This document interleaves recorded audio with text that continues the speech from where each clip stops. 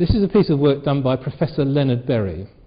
And firstly, he's talking about, he called this, it's in his book On Great Service, if you want to read it. He's talking about the nature of product marketing. And he, down the left-hand side there, he says there's some pre-production marketing, some market research. The idea, the new product idea, goes into production.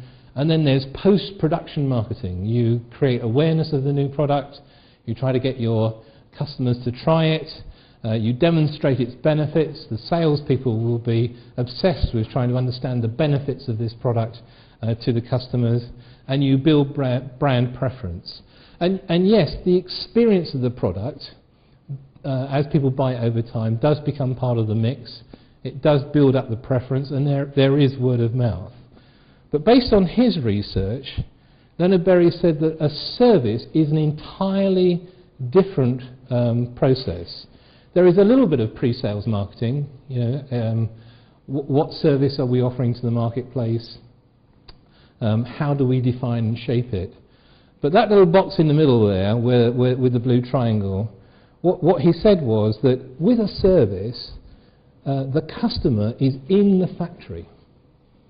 You can't create a service, store it in a warehouse, and order it at a later date. What happens is the service is consumed as it's bought. And as a result of that, word of mouth becomes very, very powerful. And customers, as they experience a service, talk about it. And the task of a marketeer is to build the reputation of a service and to turn it into something that draws in other customers. To give you an example, there's a very famous hairdresser called Vidal Sassoon, and another called John Frieda, who's currently operating in London. Both those people started their business by getting celebrities to trial their new cuts and their new offering. And as those celebrities who were given the cut free of charge told others about it, that word of mouth increased the service experience, and people came back and back. And both John Frieda and Vidal Sassoon became the in place, the sexy place to get your hair cut. So what Leonard Berry is saying is that the marketing of the service is much more experiential. In fact, there is quite a body of work on the marketing of services. It's about 20 years old.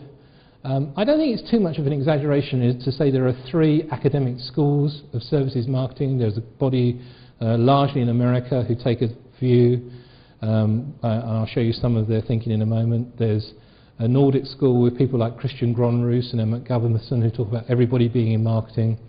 But the thing about this body of work is there's been really good application of the scientific process, particularly in America. They've said the economies of the West and the developed economies are becoming more and more service dominant.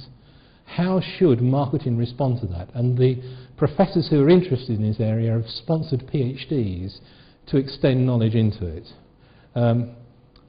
Let me show you, for example, one of the things they would say is that there are a number of differences between the marketing of a product and the marketing of the service. I won't go into all of these, but just take one, for example. So they would say that a service is intangible. You can't touch it, you can't feel it, you can't smell it, and as a result that gives all sorts of difficulties and differences in the way you market a service. Some human beings can only buy a product if it's right in front of their nose and they can see it. Here's a nice product.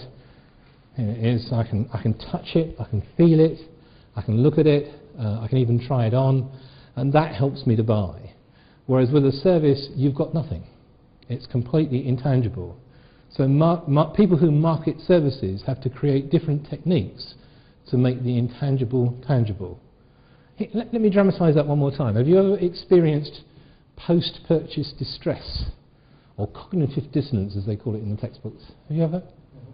Yeah? It's that feeling when you go home having bought something, you think, should I have done that? Should I have done that? I remember I was walking through one of the London big stores, and there was this coat. It was Fortnum & Mason, and there was this beautiful cashmere coat, and it just called to me. It did. This is absolutely true. There was this voice, and it called to me from, I've got this intuitive sense, and it called to me, and I tried it on, and it fitted like a glove. It was fabulous. And I did. I just bought it. And it cost me an arm and 3 legs. And on the way home, I was thinking, God, should I have done that? She's going to tell me off. But at least I had the coat. You know, I could touch the coat, I could show the coat. And now, years later, I still got the coat, and I love the coat. But with a service, you've got nothing. So if you're an accountant or a lawyer, or you're marketing a business-to-business service, you crack a deal with a customer, you walk out of the office, and they're immediately thinking, should I have done that? Have I blown my budget on something that's not going to work? Will my boss tell me off? Am I going to be politically embarrassed? Will they mess up? And so marketeers of services need to find little techniques to make that intangible service much more tangible and take away that fear. For example, I know people in the industry who will either leave or get delivered the very next day a beautifully prepared case study of a client in a similar situation who's very well known, who's done exactly the same thing. And it's funny, that little bit of thing you can touch is reassuring. Now, I don't get time to go through all of these, but there is a very real difference, and I hope you can see it, between the marketing of a consumer product in particular and the marketing of a service. So there is science behind what I'm talking about. And just to talk about something that marketeers are very familiar with, you'll know the marketing mix of the 4 Ps. You adjust the product, the price, the place, and, to aim at a particular segment. What most service marketing academics would say is that if you're marketing a service, there are 3 other Ps. There are 7 Ps in the marketing mix. It's not just product, price, people, place. Product, price, promotion, and place. It's also the process through which your customer moves. It's also the people who are part of the service that's delivered, because often the service is the people, isn't it? You know, if you get a rude air hostess, that person represents the service. If you get a grumpy bank teller, that person is representing that service to you that day. So people are part of the mix. The difficult job that gives marketing people inside service businesses is they have to think about the behaviour, the motivation, the body language of the people who are serving their customers every single day. So it complicates marketing a lot more. And finally, the third P of this 7 is presence, creating a tangible presence for an intangible offer. So service marketing is substantially different. Yes, sir? You might get into this later, but my experience from a couple different angles is you many times invent a methodology, so then you have something to deliver, even though it's actually just a collection of services. But by branding it a methodology and maybe even trademarking the name, yes, then people can buy something tangible. Yes, I'll come on to that. Yes, that's absolutely true. That you create a package, a process, exactly. that helps to make it easier for the customers to digest. Yes. Hmm.